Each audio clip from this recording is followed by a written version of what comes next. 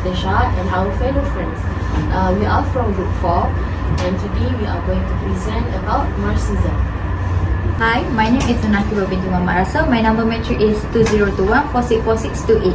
Hi, my name is Nurisha Zawarda Ahmad Zamjuri. My matrix number is 2021119453. My name is Nurul Akilah Farah binti Mak Sopi. My matric number 2020618332.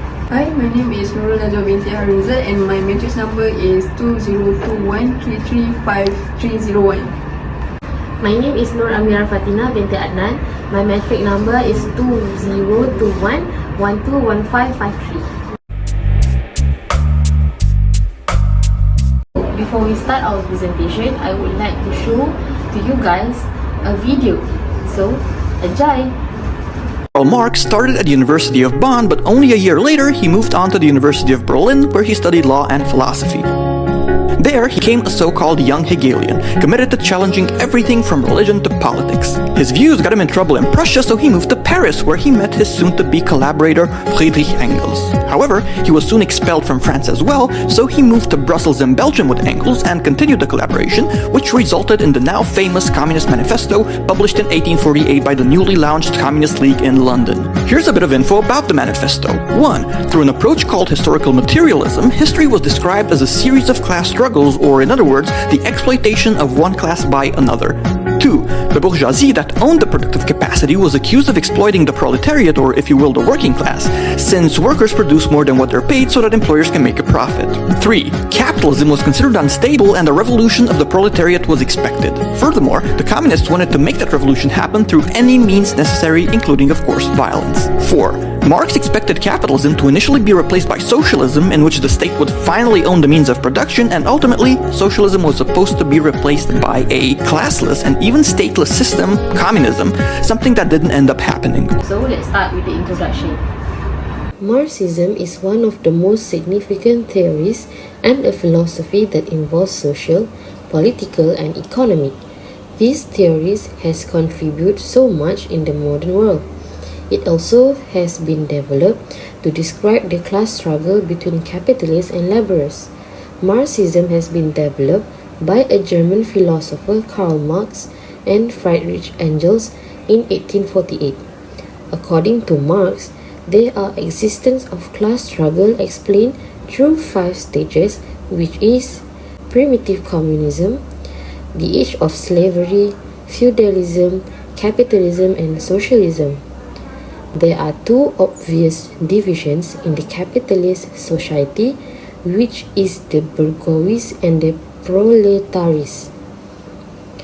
The bourgeois enjoyed on the power they have to control the wages and work, while the proletariat does not controlling the means of production, even though they have laborers who convert raw materials to marketable commodities. There are a bit confusion on Marxism, socialism, and communism.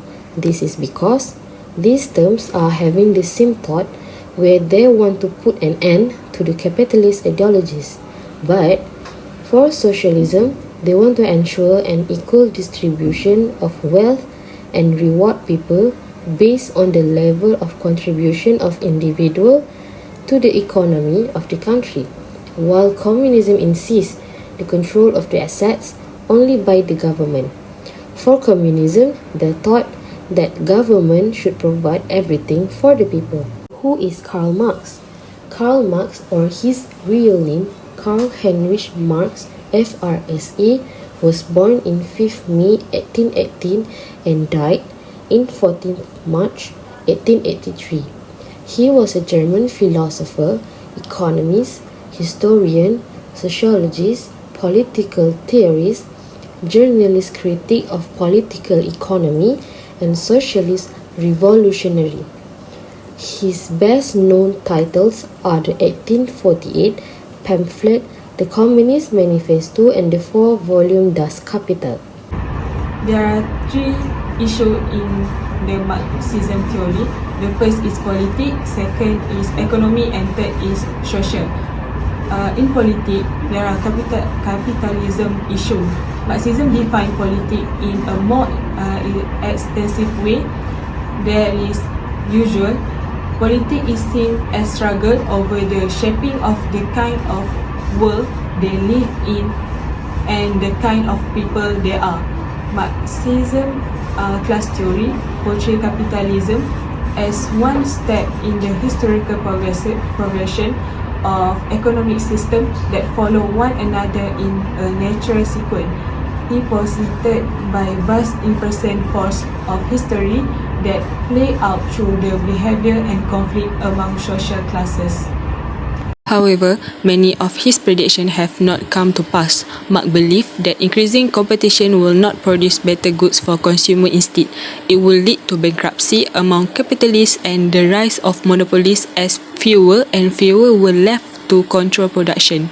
For economy, there are Marxism economy. Marxism economy is a rejection of the classical view of economy developed by economists such as Adam Smith.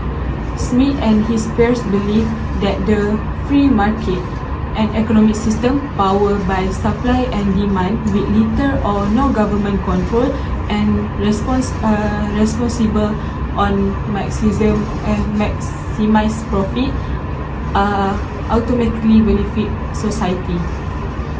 Marx disagreed and arguing that capitalism consistently only benefit a select few.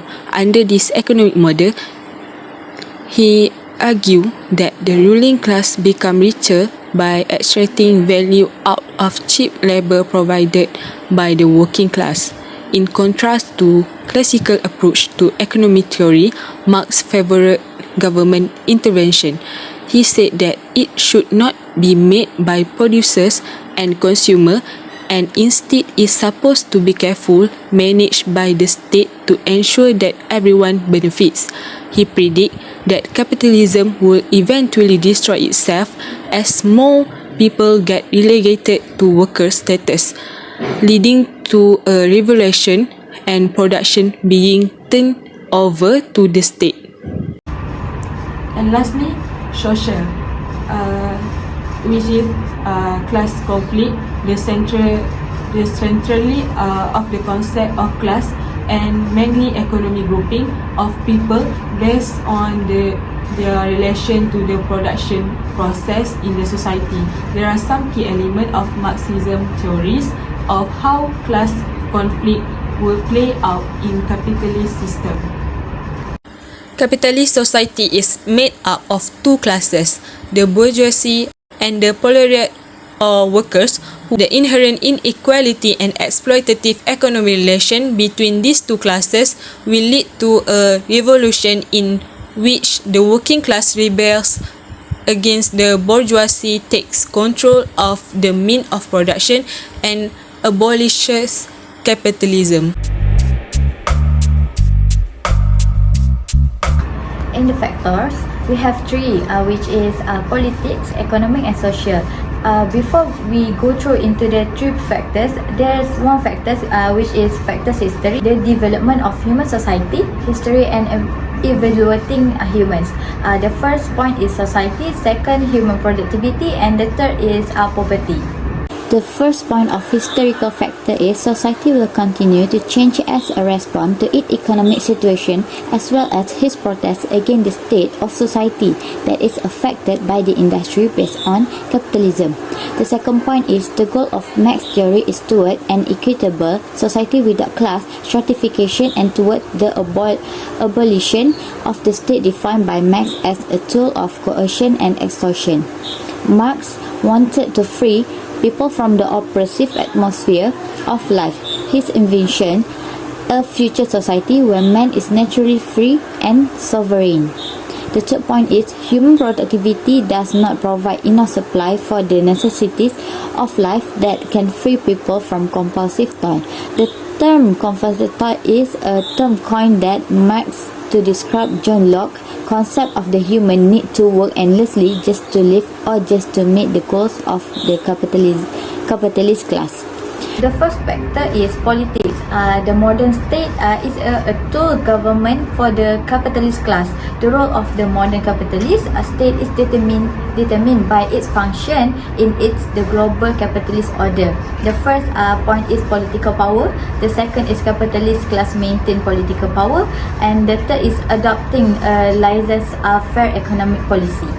The first point of political factors is political power is organ of class rule.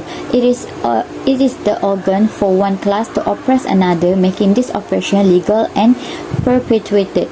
According to petty bourgeois politician, order is the reconciliation of classes and not oppression one of the class against another. The second point is the capitalist class maintain political power and dominance over social economics.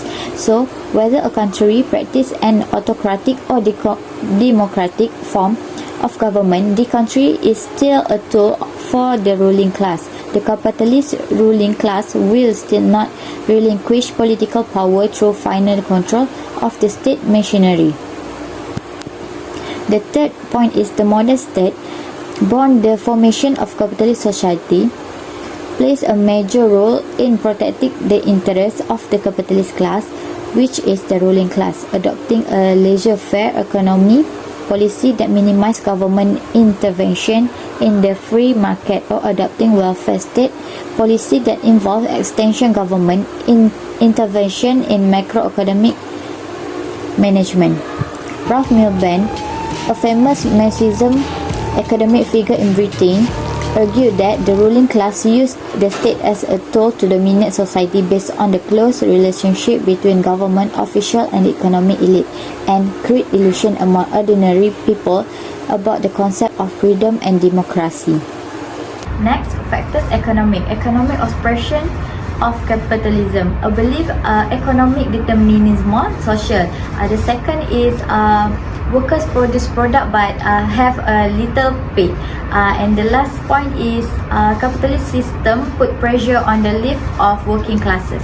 First point of economic factor is arose a belief which is economic determinism, which is fundamental assumption in Marxist understanding. This understanding of economic determinism is a belief that all social and political characteristics are determined by the economic environment. In other words, the main sources of human motivation is the economy. In economic, Marx focus on surplus value, which is surplus value or profit. For the second point is workers produce product but the workers are paid little and not commensurate with what they have produced. Marx borrowed from Ricardo and Smith about the theory of labor value, that is the number or content of labor force used in the production of commodity is a rough determinant of price for the long term. The use of labor determines exchange value, which is distinguished from the use value. The third point is the capitalist system put pressure on the life of the working classes. The capitalists pay wages and these wages are determined by the exchange value of the labor. The value of the worker to the capitalist who use him is greater than the value paid by the capitalist for his service. The capitalist group make a lot of profit from the product while the wages paid are not commensurate with the profit that the capitalist group has obtained. The proletariat also cannot afford to buy the product because the wage paid by the bourgeois are very low and they continue to plagued by poverty. For Marx, this capitalist system put pressure on the life of working class.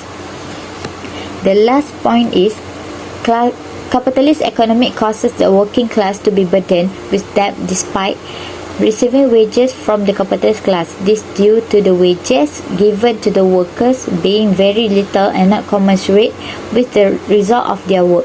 At the same time, causing the workers to be in debt to the capitalists simply for survival. After Karl Marx fully understood the concept of capitalism, he thought that capitalism has created an unbalanced society and that this practice of capitalism needs to be replaced with something better and thus give birth to the ideology of Marxism. The last factor is social, a property relation that will create a social classes. There are two main classes, which is first class, class who who own the property, and the second class is the class used to generate the property. The first point is an oppressing class and the oppressed class lead.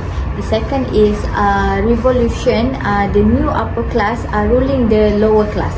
In the first place, although the communist parties that developed in the 20th century were founded upon the theories of classical Marxism, they were forced to adapt this to the task of winning and retaining political power.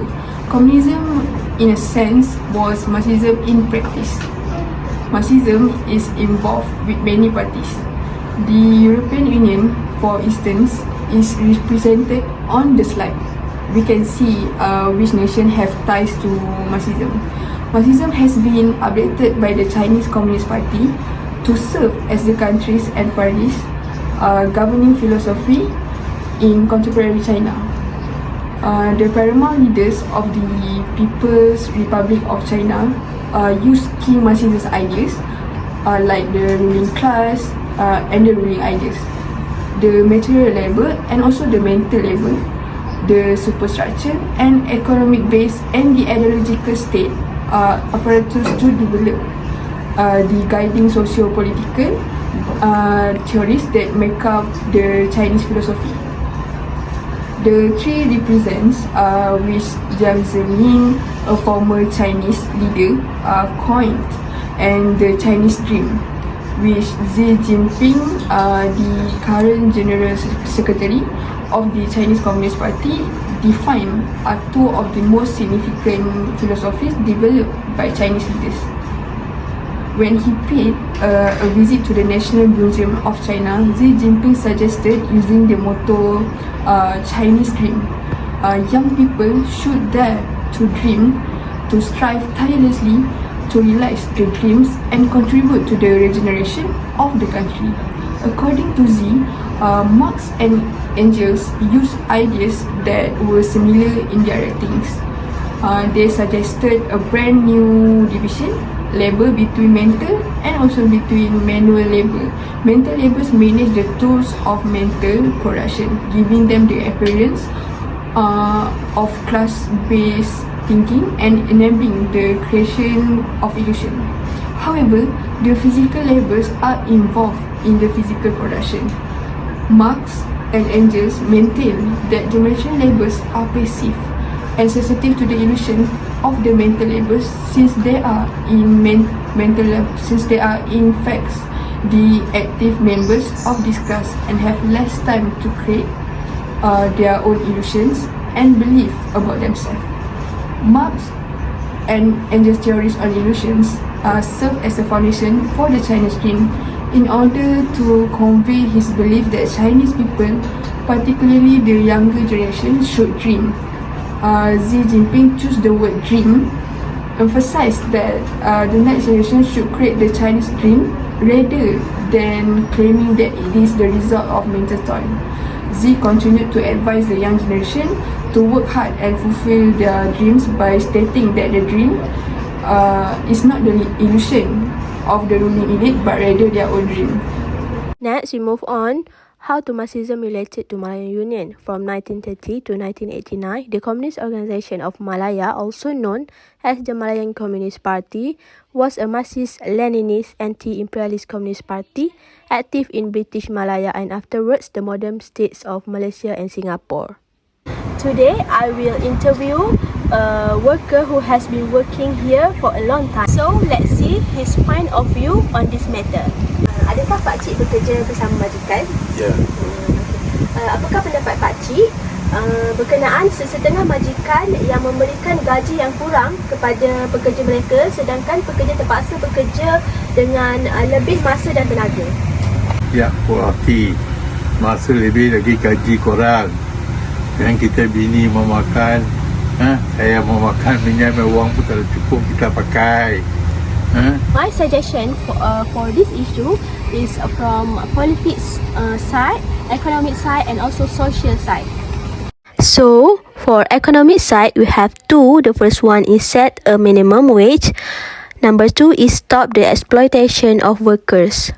So, the setting of a minimum wage for workers can help increase the income for workers at the same time can help the economic progress of the country, which can help the country stand in line with other developed countries. This will have an impact on competitive wages like other countries in Southeast Asia region. As example, that has been implemented by the country of Malaysia itself, which can be an announcement by the Prime Minister Dato Ismail Sabri, who has made an announcement about the increase in minimum wage of labour to 1,500 implemented starting on 1 May. Bad exploitation means an action taken by an employer to benefit himself. It refers to extortion, mistreatment, coercion on the poor working under him to work overtime, less rest, or hard time for holiday, which are basically actions that are not commendable or cannot be allowed. This will result in a lack of motivation for employees to produce good quality work and resulted in the company producing goods or services that give less satisfaction to customer. For politics side, we have three. The first one is redistribute the community's wealth in a fair to prevent the occurrence of the same group of people controlling the wealth gain.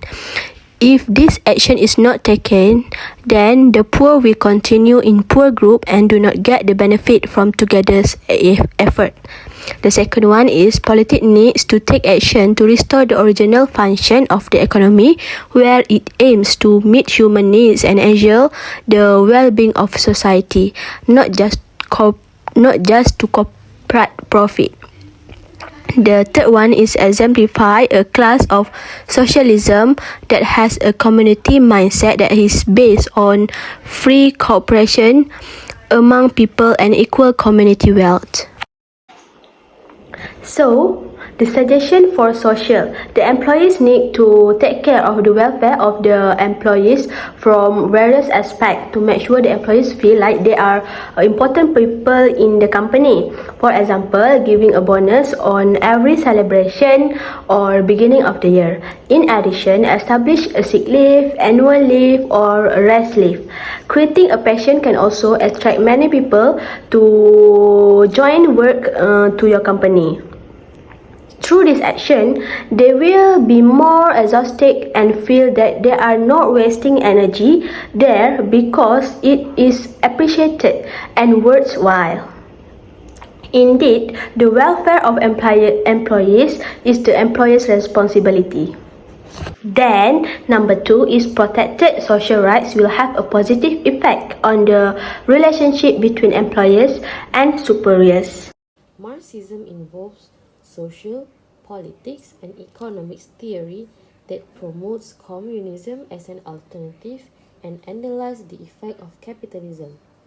The Marxism theory is the best example on how economy can operate where the bourgeoisie, which is the private business owners, and the proletariat, the laborers, will exist forever.